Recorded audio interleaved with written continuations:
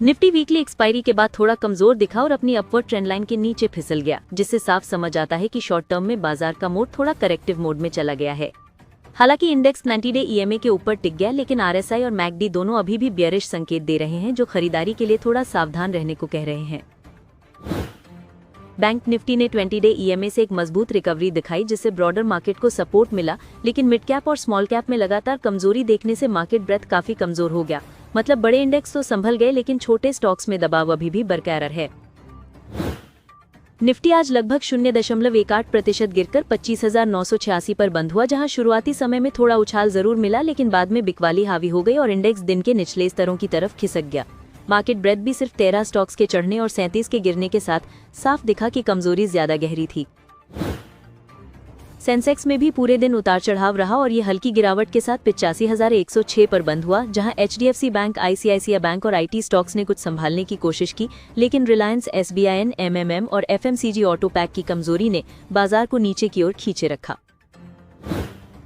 कमजोरी के बीच आईटी और बैंकिंग सेक्टर ने थोड़ी राहत दी, जहां Wipro, Hindalco, TCS, ICICI bank और एचडीएफसी बैंक जैसे स्टॉक्स टॉप गेनर्स रहे और इंडेक्स को गिरावट से बचाने में मदद की।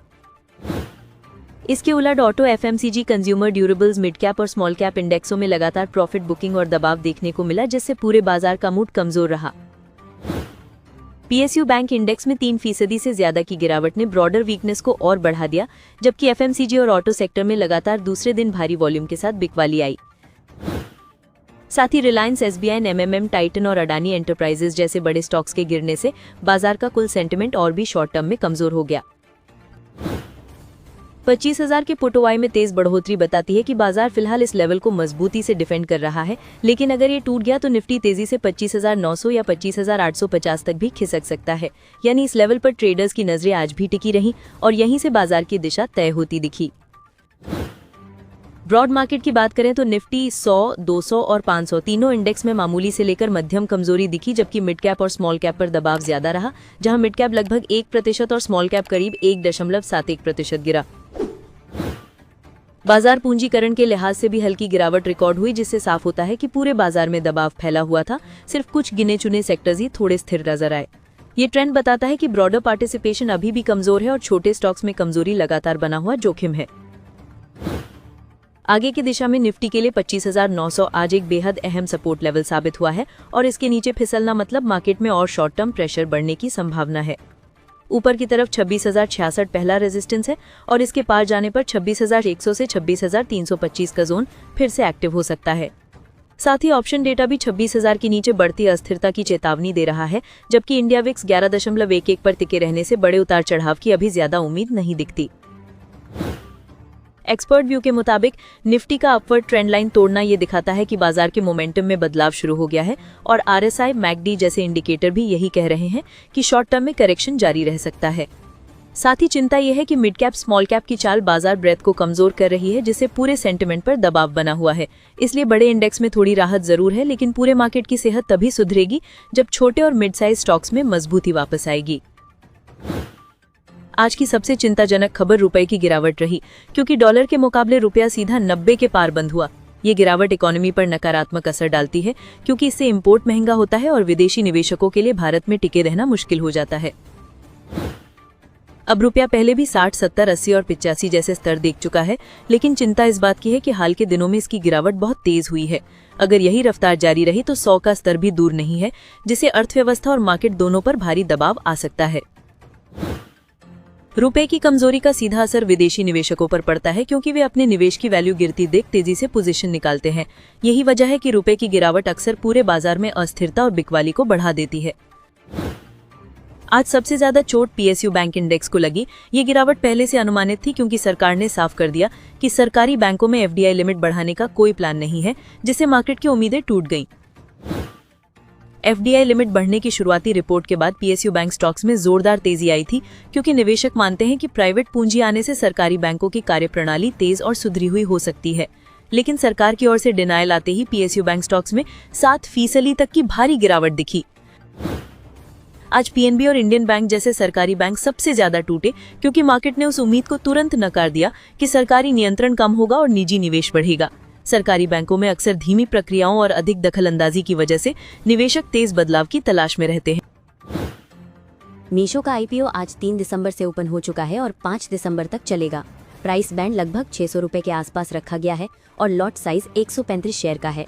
इस आईपीओ का कुल साइज 5,421 करोड़ रुपए है, जिसमें से 4,250 करोड़ रुपए का फ्रेश इशू है, यानी कंपनी में सीधे पैसा आएगा।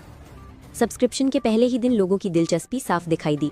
QIB कैटेगरी 2 गुना से ज्यादा भर गई, जबकि NII, HNI और रिटेल भी ओवर सब्सक्राइब दिखे। इससे मार्केट में ये इशारा गया कि बड़े और छोटे दोनों तरह के निवेशकों में इस आईपीओ को लेकर शुरुआती भरोसा मजबूत है।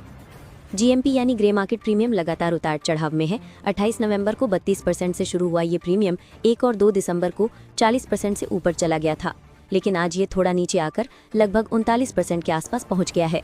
यानी मार्केट सेंटिमेंट पॉजिटिव है, लेकिन RBI के फैसलों जैसे इवेंट्स का असर इसमें दिख रहा है। मीशो की फाइनेंशियल कंडीशन फिलहाल घाटे वाली है, लेकिन कंपनी की सबसे बड़ी पॉजिटिव बात इसका तेजी से बढ़ता हुआ रेवेन्यू है। पिछले साल कंपनी को लगभग 4,000 करोड़ रुपए का घाटा हुआ था और इस साल के सिर्फ 7 महीनों में ही करीब 700 करोड़ का नुकसान दिख रहा है। लेकिन इसी दौरान इसकी इनकम 7,800 से बढ़कर 9,900 करोड़ तक पहुंची है। यानी कंपनी अभी प्रॉफिट में नहीं है, लेकिन मार्केट कैप्चर और रेवेन्यू ग्रोथ इसकी कोर स्ट्रैटेजी का हिस्सा है, जैसा कई बड़े स्टार्टअप्स पहले कर चुके हैं।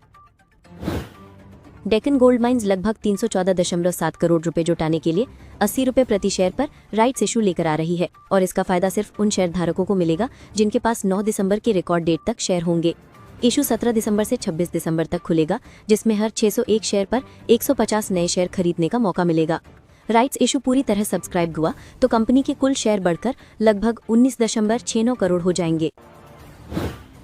भारत रसायन अपने 10 रुपए वाले शेयर को 2 हिस्सों में बांट रही है और साथ ही हर एक शेयर पर एक बोनस शेयर दे रही है। इसका फायदा सिर्फ उन लोगों को मिलेगा जिनके पास 12 दिसंबर की रिकॉर्ड डेट तक शेयर होंगे। बोनस शेयर 16 दिसंबर से बाजार में ट्रेड होना शुरू करेंगे।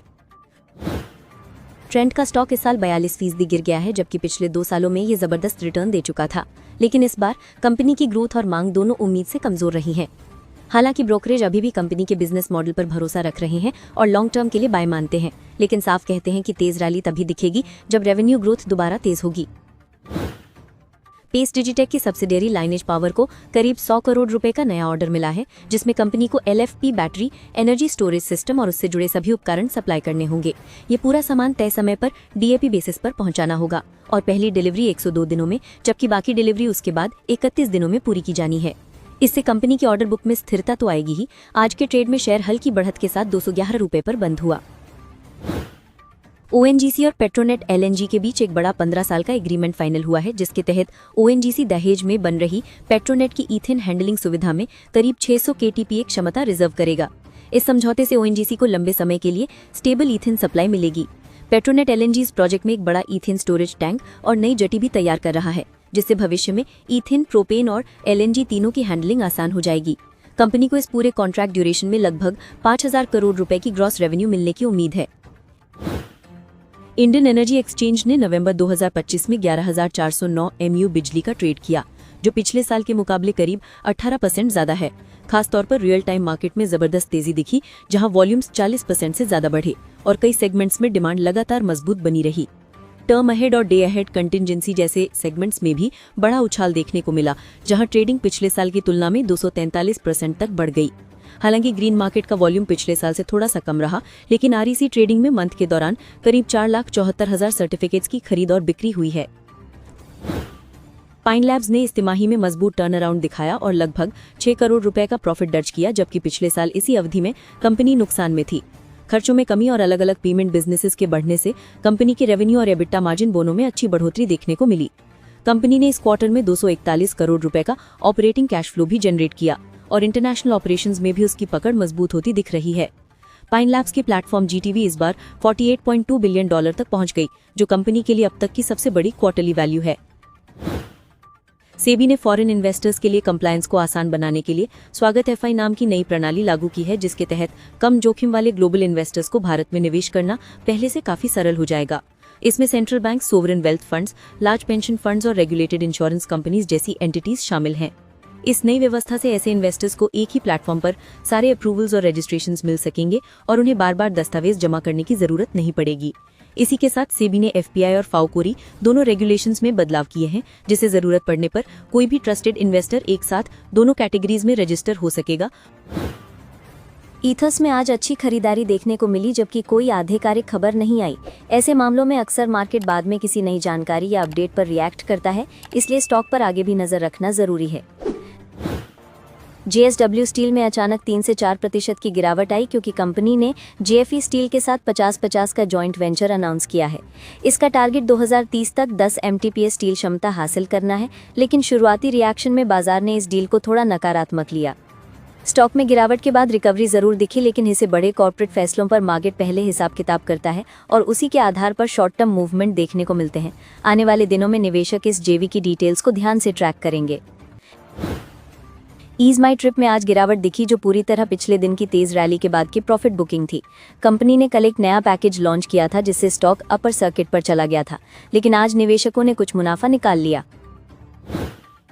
LIC में भी मैनेजमेंट लेवल पर बदलाव देखने को मिले, जहां एक नए मैनेजिंग डायरेक्टर की नियुक्ति की गई है। ऐसे बदलाव अक्सर कंपनी के कामकाज और भविष्य की दिशा पर प्रभाव डालते हैं, इसलिए मार्केट एंड अपडेट्स को ध्यान से फॉलो करता है। एंजल वन आज पूरे बाजार में सबसे ज्यादा चर्चा में रहा, क्योंकि कंपनी ने नवंबर महीने का बिजनेस अपडेट जारी किया। इसमें साफ दिखा कि क्लाइंट एक्विजिशन पिछले महीने और पिछले साल दोनों के मुकाबले कम हुआ है, जिसके चलते स्टॉक 6 से 7% टूट गया। एंजल वन का ग्रॉस क्लाइंट एक्विजिशन नवंबर में 5 लाख रहा, लेकिन यह पिछले महीने से 11% कम और पिछले साल की तुलना में लगभग 17% कम है। धीमी मार्केट स्थितियों और बढ़ते रिस्ट्रिक्शंस की वजह से ब्रोकिंग बिजनेस में दबाव बढ़ा है। ब्रोकिंग कंपनियों की कमाई सीधे मार्केट गतिविधि पर निर्भर होती है, इसलिए जब बाजार फ्लैट और बोरिंग हो जाता है तो इनकी ट्रांजैक्शन वॉल्यूम भी तुरंत घट जाती है। यही वजह है कि सिर्फ एंजल वन नहीं, बल्कि बाकी ब्रोकिंग कंपनियों पर भी इसका असर देखने को मिलता है। इसी तरह BSE और CDSL जैसे प्लेटफॉर्म्स भी बाजार के स्लो होने पर धीमा परफॉर्म करते हैं, क्योंकि इनकी रेवेन्यू का बड़ा हिस्सा ट्रेडिंग गतिविधियों पर निर्भर होता है। जैसे ही बाजार ऊंचाइयों पर दौड़ता है, इन कंपनियों के लिए भी मुनाफे का मौसम शुरू हो जाता है। ओला इलेक्ट्रिक का शेयर आज 5% टूटकर 38 रुपए के आसपास आ गया है। ये उसका अब तक का सबसे निचला स्तर है। अकेले पिछले एक महीने में स्टॉक करीब 26% गिर चुका है, जो दर्शाता है कि निवेशकों का भरोसा इस समय काफी हद तक कम हो गया है। नवंबर महीने में कंपनी ने सिर्फ 8,254 यूनिट्स की बिक्री की, जबकि पिछले महीने बिक्री 16,013 यूनिट्स थी, यानी मांग करीब आधी रह गई। इसी वजह से कंपनी की मार्केट शेयर घटकर 7.4% रह गई और रैंकिंग भी गिरकर 5वें स्थान पर आ गई। बहुत से मार्केट विश्लेषक कह रहे हैं कि इस समय स्टॉक में रैली का भरोसा करना ठीक नहीं है। कोई भी छोटी सी तेजी दिखे तो बेचने की सलाह दी जा रही है, क्योंकि कंपनी की फाउंडेशनल समस्या अभी बनी हुई है। इंडिगो को आज पूरे देश में ऑपरेशनल दिक्कतों का सामना करना पड़ा, जहां क्रू की कमी के चलते 100 से ज्यादा उड़ानें रद्द करनी पड़ी। इस वजह से एयरलाइन का पूरा शेड्यूल गड़बड़ा गया और कई यात्रियों को लंबा इंतजार झेलना पड़ा, जिससे कंपनी पर ऑपरेशनल प्रेशर साफ नजर आया। मुक्का प्रोटीन्स की जॉइंट वेंचर को बेंगलुरु सॉलिड वेस्ट मैनेजमेंट से 475 करोड़ रुपए का बड़ा ऑर्डर मिला है। ये प्रोजेक्ट कंपनी के बिजनेस स्केल को आगे बढ़ाने में अहम रोल निभाएगा और इसके लंबी अवधि के रेवेन्यू ग्रोथ को भी मजबूत करता दिख रहा है। रेलटेल को MMRDA से 49 करोड़ रुपए का नया काम मिला है, जिसके तहत शहरी इंफ्रास्ट्रक्चर और डिजिटल कनेक्टिविटी को मजबूत करने से जुड़े सिस्टम्स पर काम किया जाएगा। ये ऑर्डर रेलटेल के अर्बन प्रोजेक्ट्स पोर्टफोलियो को और भी स्थिर बनाता है। JK सीमेंट ने बिहार के पन्ना प्लांट में अपनी दूसरी क्लिंकर लाइन शुरू कर दी है, जिससे प्लांट की क्षमता 3.30 MNTPA से बढ़कर 6.60 MNTPA हो गई है। ये डबल क्षमता कंपनी की उत्पादन दक्षता बढ़ाएगी और आने वाले समय में इसकी सप्लाई चेन को और मजबूत करेगी। नेक्टर लाइफ साइंसेज ने 81 करोड़ रुपए के शेयर बायबैक को मंजूरी दी है और इसकी रिकॉर्ड डेट 24 दिसंबर तय की गई है। बायबैक आमतौर पर कंपनी के कॉन्फिडेंस को दिखाता है और इससे शेयर होल्डर्स के लिए वैल्यू क्रिएशन की उम्मीद बढ़ जाती है। बेस्ट एग्रो लाइफ ने स्टॉक स्प्लिट और बोनस दोनों को मंजूरी दी है, जिसके तहत 10 रुपए वाले हर शेयर को 1-1 रुपए के 10 शेयरों में बांटा जाएगा। इसके अलावा हर 2 शेयर पर एक बोनस शेयर भी मिलेगा, जिससे लिक्विडिटी बढ़ेगी और छोटे निवेशकों के लिए शेयर और आसानी से उपलब्ध होंगे। इस हफ्ते RBI की MPC बैठक हो रही है, जहां बाजार इस बात को लेकर बटा हुआ है कि रेपो रेट में कटौती होगी या नहीं। रेपो रेट इस समय 5.5% पर है और अक्टूबर की पिछली बैठक में भी इसमें कोई बदलाव नहीं किया गया था। हालांकि 2025 की पहली छमाही में RBI कुल 100 BPS की कटौती पहले ही कर चुका है। हाल ही में आई GDP डेटा ने तस्वीर बदल दी है, क्योंकि Q2 में देश की GDP 8.2% बढ़ी, जो 6 तिमाहियों में सबसे तेज रफ्तार है। मैन्युफैक्चरिंग और सर्विसेज की मजबूत ग्रोथ के चलते एनालिस्ट का मानना है कि इतनी दमदार इकोनॉमी के बीच RBI लेट कट को लेकर सावधान रह सकता है। अगर RBI इस बार रेपो रेट घटाता है तो शेयर बाजार में तेजी देखने की उम्मीद है, क्योंकि लोन सस्ते होने से कंपनी और उपभोक्ता दोनों की खर्च क्षमता बढ़ेगी। इससे रियल एस्टेट, ऑटो और फाइनेंशियल सेक्टर पर सीधा सकारात्मक असर पड़ेगा और बाजार में निवेशकों का कॉन्फिडेंस भी बढ़ सकता है। रेट कार्ड की स्थिति में बैंकिंग सेक्टर को सबसे बड़ा फायदा दिख रहा है क्योंकि लोन डिमांड बढ़ेगी और ओवरऑल क्रेडिट ग्रोथ में तेजी आएगी। हालांकि नेट इंटरेस्ट मार्जिन पर थोड़ा दबाव आ सकता है, फिर भी डिमांड इतना मजबूत है कि उसका असर बैलेंस हो जाएगा, खासकर अगर 50 BPS जैसी बड़ी कटौती होती है। इस तिमाही के नतीजों में कई कंपनियों ने उम्मीद से कहीं बेहतर प्रदर्शन किया है। मिड कैप स्पेस में भी करीब 85 कंपनियों ने शानदार प्रदर्शन दिखाया, जिसमें से 8 कंपनियों ने चारों पैरामीटर्स मुनाफा, रेवेन्यू, एबिडा और मार्जिन पर जबरदस्त सुधार किया है। नायका के इस तिमाही नतीजे काफी मजबूत रहे, जहां साल दर साल मुनाफा 243% बढ़कर 34 करोड़ रुपए पहुंच गया और रेवेन्यू में भी 25% की अच्छी बढ़त दिखी। कंपनी ने कास्ट कंट्रोल और ऑपरेशनल एफिशिएंसी में सुधार किया है, जिसकी वजह से मार्जिन 5.5% से बढ़कर 6.8% हो गए हैं और प्रॉफिटेबिलिटी और बेहतर हुई है। अनंतराज लिमिटेड के नतीजे भी मजबूत रहे, जहां मुनाफा 30% और रेवेन्यू 23% बढ़ा, जबकि बिड्डा में 48% का उछाल देखने को मिला। कंपनी ने 125 करोड़ रुपए का कर्ज चुकाकर खुद को नेट कैश पॉजिटिव बना लिया है, जो किसी भी रियल एस्टेट कंपनी के लिए बेहद बड़ी उपलब्धि मानी जाती है। BSE लिमिटेड ने इस तिमाही धमाकेदार प्रदर्शन किया, जिसमें मुनाफा 61% बढ़कर 558 करोड़ रुपए हो गया और रेवेन्यू में 44% की वृद्धि हुई। ट्रांजैक्शन चार्ज से कमाई 57% बढ़ी, जबकि बिड्डा में 78% की तेजी से मार्जिन 64% तक पहुंच गया, जिससे कंपनी का ऑपरेशनल परफॉर्मेंस और मजबूत हुआ। फोर्टिस हेल्थकेयर के ऑपरेशनल नतीजे काफी बेहतर रहे, जहां साल दर साल मुनाफा 82% बढ़कर 322 करोड़ रुपए पहुंच गया और रेवेन्यू भी 17% की अच्छी बढ़त के साथ ऊपर गया। कंपनी की अस्पताल सेवाओं की डिमांड बढ़ने और ऑपरेशनल कंट्रोल बेहतर होने से एबिडा मार्जिन भी 22.9% से बढ़कर 23.9% हो गए। फोर्स मोटर्स ने इस तिमाही मुनाफा लगभग 2.5 गुना बढ़ाकर 350 करोड़ रुपए कर दिया, हालांकि रेवेन्यू केवल 7% बढ़ा। कंपनी ने कॉस्ट मैनेजमेंट और प्रोडक्शन एफिशिएंसी में अच्छा काम किया है, जिसे एबिडा और मार्जिन दोनों में जबरदस्त सुधार देखने को मिला और मार्जिन 14.5% से बढ़कर 17.4% हो गए। EID पैरी के इस तिमाही नतीजे इस बार काफी मजबूत रहे, जहां मुनाफा 39% बढ़ा और रेवेन्यू करीब 29% ऊपर गया। कंपनी का एबिडा 69% उछलकर लगभग 900 करोड़ रुपए पहुंच गया और ऑपरेटिंग प्रॉफिट में 70% से ज्यादा सुधार दिखा, जिससे स्पष्ट है कि कंपनी कोर ऑपरेशंस पर बेहतरीन काम कर रही है। पराग मिल्क फूड्स ने भी अच्छी ग्रोथ दिखाई, जहां कंपनी का मुनाफा साल दर साल 56% बढ़कर लगभग 46 करोड़ रुपए हो गया। कंपनी की कुल आय भी 15% बढ़कर 1000 करोड़ से ऊपर पहुंची। हालांकि UAE सब्सिडरी अभी ऑपरेशन शुरू नहीं कर पाई है, लेकिन कोर बिजनेस में स्थिर मजबूती बनी हुई है। MCX का इस तिमाही प्रदर्शन मुख्य रूप से बुलियन ट्रेडिंग में तेजी की वजह से मजबूत रहा, जिससे मुनाफा 28% बढ़कर लगभग 197 करोड़ रुपए हो गया। कंपनी की रेवेन्यू, एबिडा और ADT सभी में डबल डिजिट ग्रोथ देखने को मिली और सोना चांदी ट्रेडिंग के उछाल ने कंपनी के पूरे परफॉर्मेंस को और ऊपर पहुंचा दिया।